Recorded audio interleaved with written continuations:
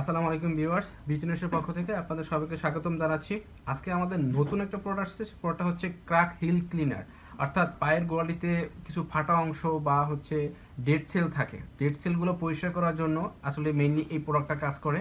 কি কি ফিচার রয়েছে এগুলো আমি আপনাদের দেখাতে চাচ্ছি, চলুন দেখি। আর এর আগে বলে রাখি, আপনি যদি আমার চ্যানেল নতুন হয়ে থাকেন সেক্ষেত্রে অবশ্যই সাবস্ক্রাইব করে রাখবেন, আর যারা অলরেডি সাবস্ক্রাইব করেছেন তাদেরকে অসংখ্য ধন্যবাদ। চলুন দেখি এটার কি কি ফিচার রয়েছে।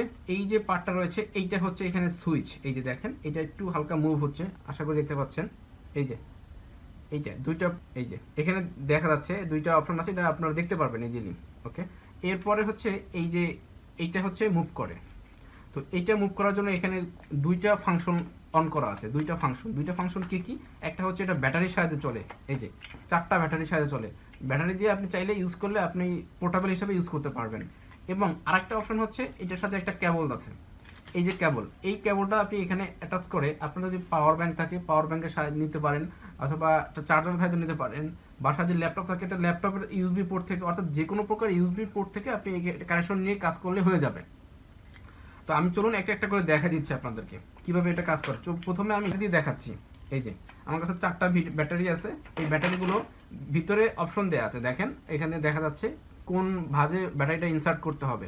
ঠিক সেইভাবে আপনার ব্যাটারিটা ইনসার্ট করবেন। এই যে দেখুন,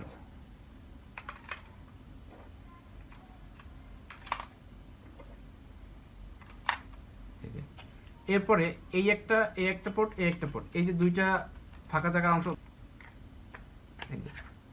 এরপরে লক। আচ্ছা, এই যে লক হয়ে গেল, এখন আমি এটা অন করে দেখাবো। এই যে এটা অন হয়েছে এবং এটা কাজ করতেছে। এই যে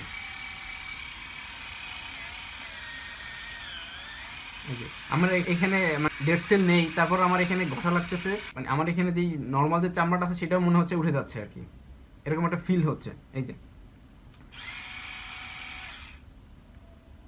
দেখতে পাচ্ছেন। আর আরেকটা বিষয় হচ্ছে এই যে পার্টটা আছে, এই পার্টটা আপনারা চাইলে চেঞ্জ করে নিতে পারবেন। এটা রিফিল করার অপশন আছে, এটা আপনি রিফিল করে ইউজ করতে পারবেন, কোনো প্রবলেম হবে না। চলুন দেখি আমরা তাহলে এবার ইউএসবি কেবলের সাহায্যে আমরা কিভাবে কানেকশনটা করব। আমি ব্যাটারি চার্ট বের করে ফেললাম।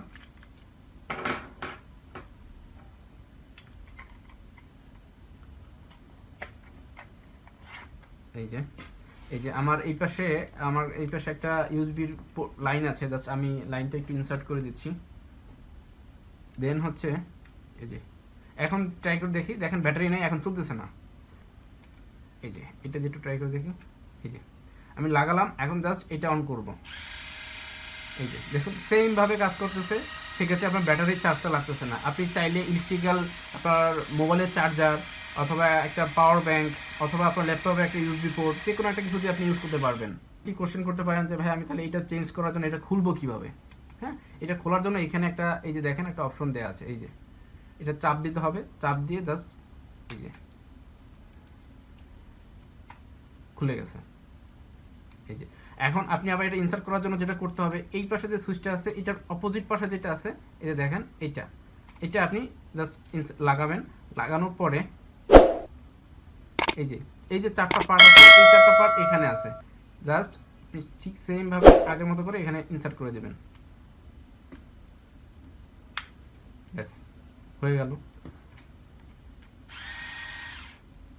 এই যে